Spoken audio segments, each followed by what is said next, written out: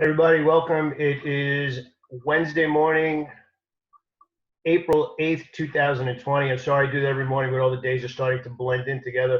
Welcome to today's episode of Stocks for Breakfast. Of course, I want to start out saying I hope you are safe. I hope your family's safe. I hope you're practicing social distancing and, quite honestly, quarantining yourself seems to be the right thing to do right now. Before we First, I'm going to give you an idea of what we're going to talk about today. I've been getting a lot of awesome emails about how I actually go about creating a game plan during the day, and if I could show you. So that's actually what we're going to do today. So this is going to be part stocks for breakfast and part stock trading for beginners to show you exactly the entire process. I want to say hello to Keenan Reed. Keenan, awesome getting an email from you. I haven't spoken to you in a while. So happy to see your name pop up in my inbox. I want to say hello to Walter. Walter, very good story. Catchers in arms, both play baseball. Catcher. Being a catcher in baseball is kind of like a fraternity. It's the least desired position, but once you really understand it and you love it, it becomes your entire life. Actually, got a question from David Wells, who asked, "Could I get started with a couple of $100?" David, I actually have some solid advice for you. Only a couple of $100 in stocks in general is challenging unless you're looking to buy penny stocks and hold them for a while, or penny stocks in general. But especially in this environment right now where the volatility is just really all over the place and crazy, um, I'm going to say no. It's very, very difficult. And that laugh wasn't at you, David. It was just how crazy the market is right now from a day-to-day perspective. I'm going to actually get into that in a second. You can trade options with a couple of $100, but depending on what options you buy and when you buy them, a couple of $100 might buy you one or two contracts, depending on the stock, the volatility, the time to expiration, that kind of thing. So that's basically what I wanted to cover. Alex, I hope I answered your questions as well. Thank you for the email to find out about the coaching program. If you find this video helpful, everybody, it would be awesome if you could click the subscribe. That would mean the world to me. You'll get updates. And if you're not on the daily email list, Smart Money Alerts, I'll leave a link below for you to sign up for that as well. You get 4 bonuses when you sign up, and the bonuses are awesome. One of the videos is 36 minutes. Another one talks about 10 perfect trades. We talk about how winning stock traders think differently than those who struggle, which is, in my opinion, one of the most important things. Which actually brings me to what I'd like to start out with today. I'm going to actually go to the screen and then come back. I want to, if you've been wondering why trading has been a little challenging recently, this is Market Watch, one of the stocks that I go to every day, which we can discuss in a minute as well. The price swings are absolutely amazing if we could follow through. But yes, I'm going to flat out tell you right now, this is a little bit of a tough trading environment. And if you have any doubts about what that actually looks like, you really don't need to look much further than this right now, where the market just is all over the place, where we're literally getting gaps and follow through in both directions on an every other day basis. So I guess what I want to get across, and the reason I'm qualified qualified to make this statement is I've been doing this for 20 years. I own my own trading firms. I've seen every market condition that I believe would be valid to give to walk somebody through how to become a consistently successful trader. And I'm not even talking about trading full time for a living where you quit your job. That's a whole other animal. I think a lot of people are probably trading a little bit extra right now because you're home, bored out of your mind, and trading happens to be something that you can do on a regular basis while you're home. By the way, the market's closed this Friday in celebration of Good Friday. So April 10th, the market's closed. So we actually have a shortened week this week. But my point is this. If you're choosing to do this, if you're choosing to take hold of and grab your financial freedom, there's no other way to say it, right? You know, you can spend it any other way, but that's why we're doing this, right? We want to be in control of the upside. We want to develop a skill that we can, no matter what, no matter job downturns, economy turns around, up or down, we want to be in control of all of it. That's why I got into it. You know, I mean, I wanted to have, I wanted to be entrepreneurial without having to sign a lease and have inventory and employees and all of that kind of stuff. But here's the point that I want to make, and this is really the strongest point. Everybody has a superpower. My superpower is persistence. My superpower is no matter what happens, I'll make an adjustment and try better the next time. No matter what happens, um, I'll figure it out. You need that more in this market more than anything. There's a lot of idiots out there right now who are trying to make it sound like this market is just a ridiculously easy time to make money. I understand why they're saying that. They want to be hyperbolic. They want to make these big claims so they make themselves self-important and get more views and whatnot. Look, I'd rather have a real conversation and have us be a community for a long time and tell you the truth than make you feel like you're missing something. What we're missing right now is a market that's easier to trade. The volatility is great when we get follow through. And I'll give you an example of a trade from yesterday. John Williams had asked me in the private coaching yesterday about the SPY, which obviously had a monster gap higher yesterday, but then, as we said in the pre-market call, we gapped lower, and we actually gapped higher, traded lower, immediately rallied, and he was asking me if I would short sell the rally, and I'll show you the exact spot on the charts. My point is this: I've mentioned this book several times. It's called Think and Grow Rich by Napoleon Hill. And the biggest thing that we need right now, I don't know if you can see it, is this chapter on persistence. And if you notice going through the book, it's easily the most highlighted chapter in the book for me. And I know this is about trading, and you're like, Pete, can we get to the charts already? Yeah, we're going to get to the charts. But these lessons, these conversations that we have are the same types of conversations that I had for hours and hours and hours of people that were in my trading floor on 34th Street in New York City. Trading can beat you up and make you feel. The quote that I used to use all the time with myself was, I couldn't hit water if I fell out of a boat when I wasn't trading good. And I'm trying to impart to you right now that there's absolutely opportunity to make money right now. It's super important to keep your discipline for the trades that don't work out, because when the market does hit a little bit of normalcy, which we're going to get into that in a little bit in a minute, you're still going to be standing with your confidence where you don't hesitate. You confidently put on trades. You hold the winners because you don't have PTSD from the market going back and forth and getting you out of it, which that's also a big mistake as well, where a lot of traders will jump down to super micro timeframes right now and just trade those micro timeframes to find something to do. And then when the market kind of normalizes, you exit your winners too quickly because you're looking at those super small timeframes again. So anyway, that's the point that I want to get across. I'm sure if you're watching this right now, especially, I don't know how long into the video it is right now, you have a burning desire. If you're with me, and we're going to do this as a community, as teammates, you need persistence right now. You need, as Napoleon Hill says in the book, in Think and Grow Rich, every adversity contains the seed of a greater benefit. So if you're getting knocked around a little bit right now, I want you to know you're not alone. The best of us, everybody, are still trying to navigate this up and down, bullish one day, bearish next day, gap up, gap down every other day, and still maintain our trading sanity. It's going to come out of it. It has. It always will. History shows that. It's just we need to really be. We need to keep moving forward in a way that if trades don't work out, we take our lumps or take our losses like a professional, which means it's a part of what we do. And when you're making money, just realize you prepared for that.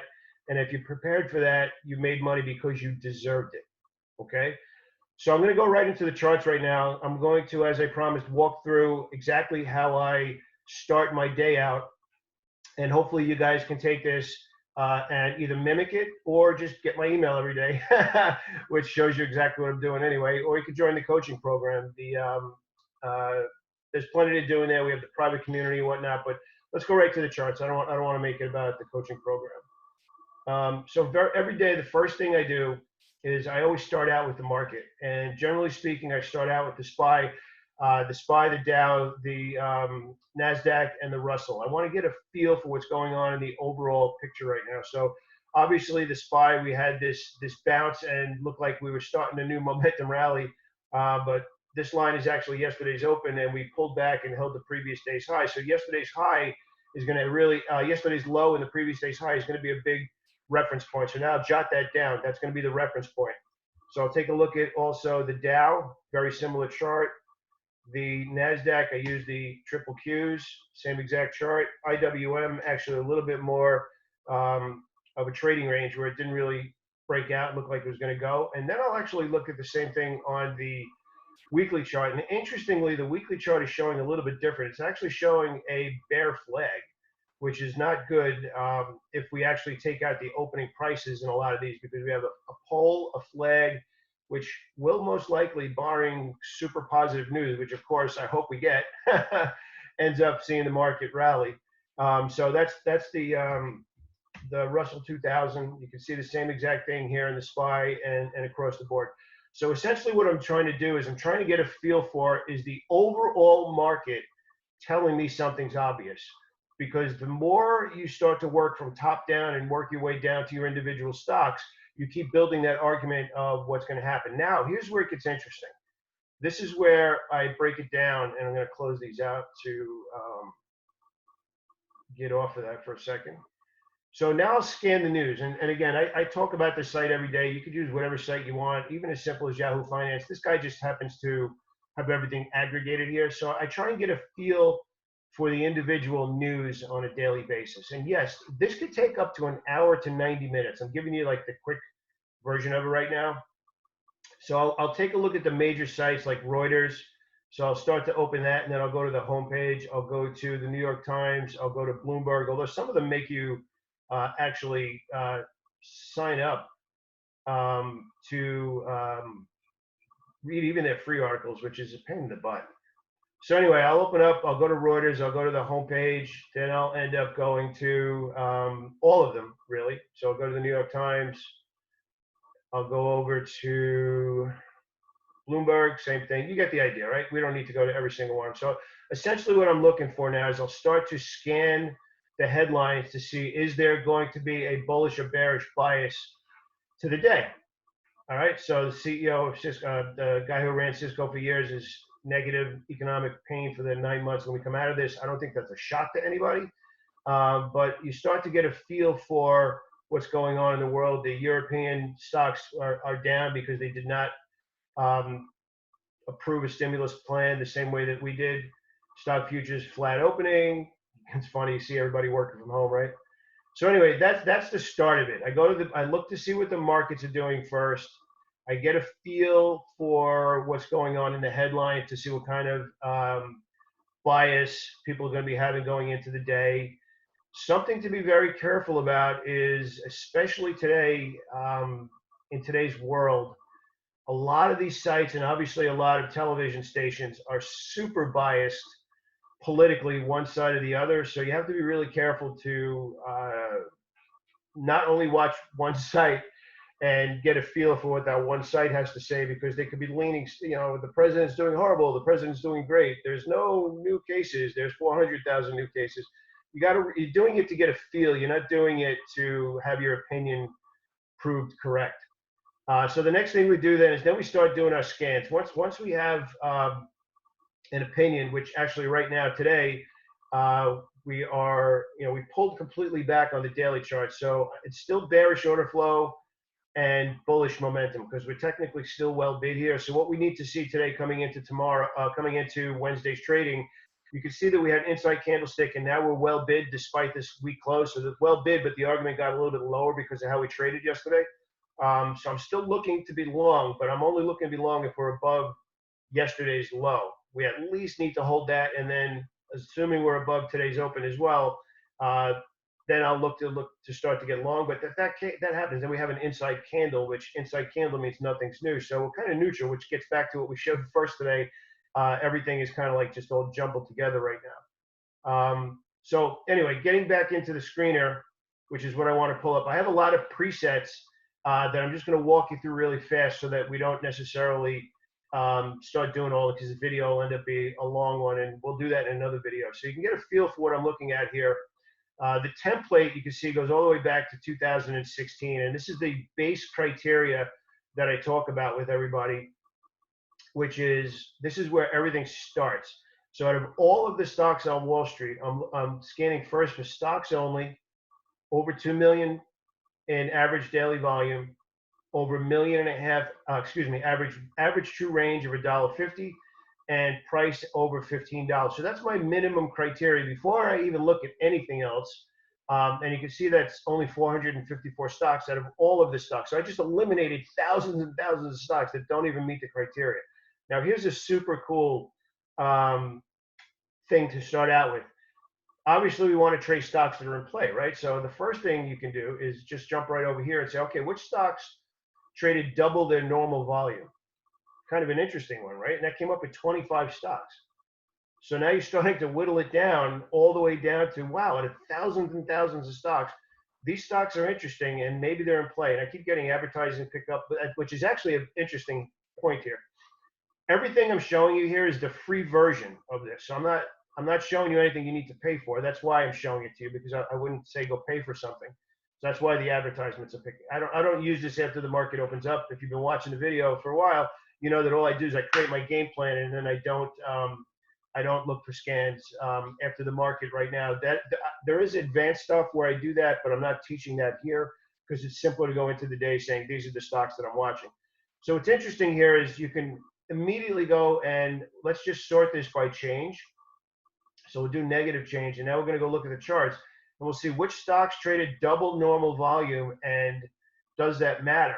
So we're actually looking at this stock here that's actually trading new lows, which is Spirit Aero Systems. I'm not even sure what that is. A defense contractor. GSX, we actually called this out a couple of days ago. We were looking for this as in case it had an inside candlestick, but now we're actually breaking lower on double volume. That's interesting as well.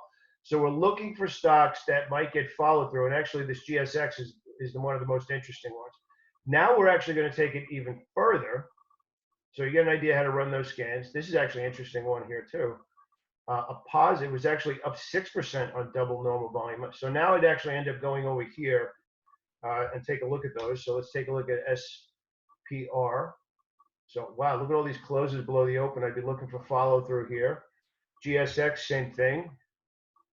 I don't like the fact that it broke down and pulled back. So actually, this is pretty interesting. We said this 20-day breakdown should not be followed by an inside candlestick. Wow, this is interesting. So these are the kind of insights that I would say if I was just doing the scanning myself. We actually got the inside candlestick, which usually traps traders in the opposite direction. So what's interesting here is we got the inside candlestick. We then got follow through, closed off the lows, but traded on double volume. This is going to be an interesting stock to pay attention to today. I would be more inclined to think it's going to follow through to the downside just because of the volume.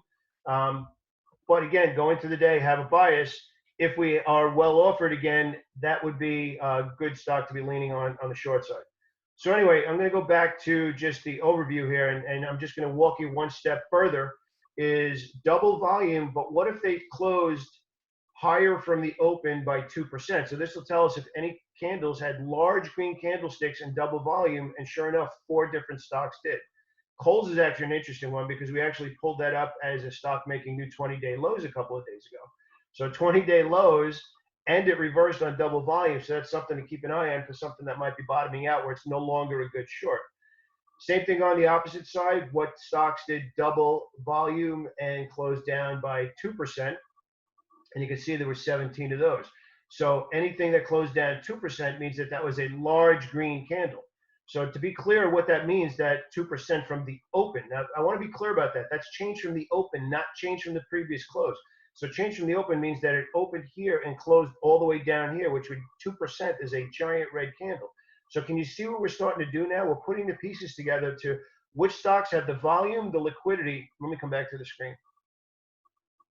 We're very quickly putting together a list of which stocks have volume, which stocks have liquidity, which stocks had a large green or red candle yesterday, and they did double volume. Now you go into the individual charts, the other charts that we look at, and say, okay, is there anything interesting like we saw in GSX on that chart right there, where I'm going to be looking to see that follow through.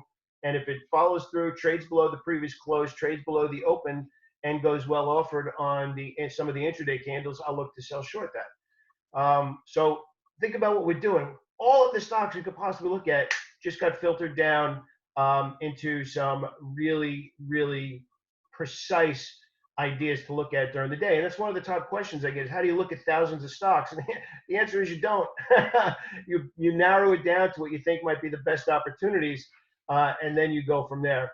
There's a bunch of other scans. Maybe I'll do those in a separate video where I'll break them out in a little bit more. But that's what I wanted to cover today. First and foremost, it's not you, it's the market. I know we kind of joked around about that a little bit. You know, when somebody breaks up with you, it's not you, it's me.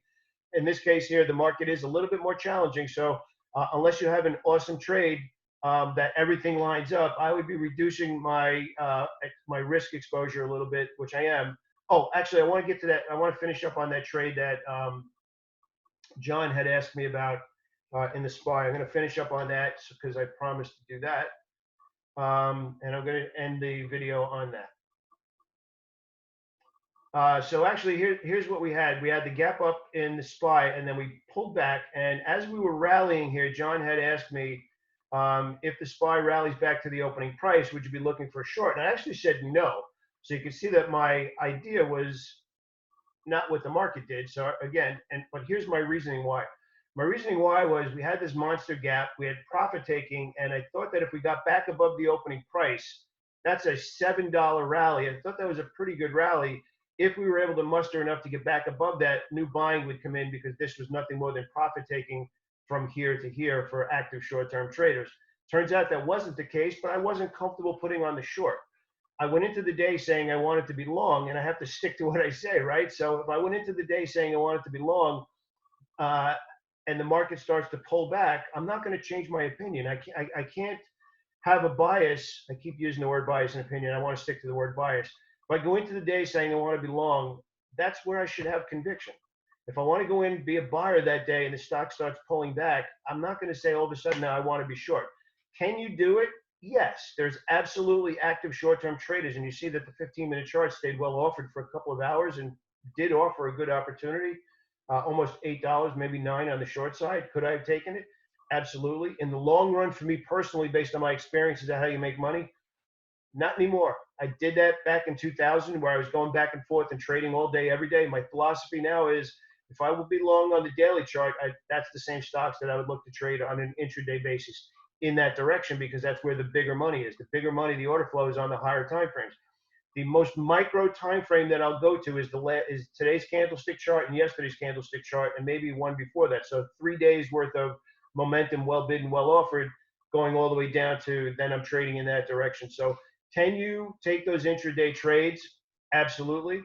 Do I take them now? No, I don't. And it's because I've taken them too often where you capture these, and here's the real reason. You capture these little blips in the opposite direction, but then the big order flow comes back into the picture and catapults the stock back in that direction. Generally speaking, you see that happen in the afternoon where the market looks like it's going to roll over in a bullish environment when it's really nothing more than everybody's out to lunch. Around 2 o'clock, everybody comes back to their desk. Looks like it's fading. You start to put on a short because you think now it's rolling over. All the buyers come back and it explodes, and you miss 2 hours worth of easy money because you were looking to short just because the last hour was kind of rolling over. So covered a lot today. I would absolutely go back and take some notes. Hopefully you took the scans or paused it and wrote it down. It's a super way of drilling down to thousands of stocks to find the best stocks that have something going on right now. So if you have any questions, absolutely leave a comment. If you have any feedback or challenges, absolutely leave a comment as well. Have a great day. Be safe. Please be safe. And keep your discipline in this market. As promised, when the market picks a direction, we get a little better tape, which could be to the short side. We'll see.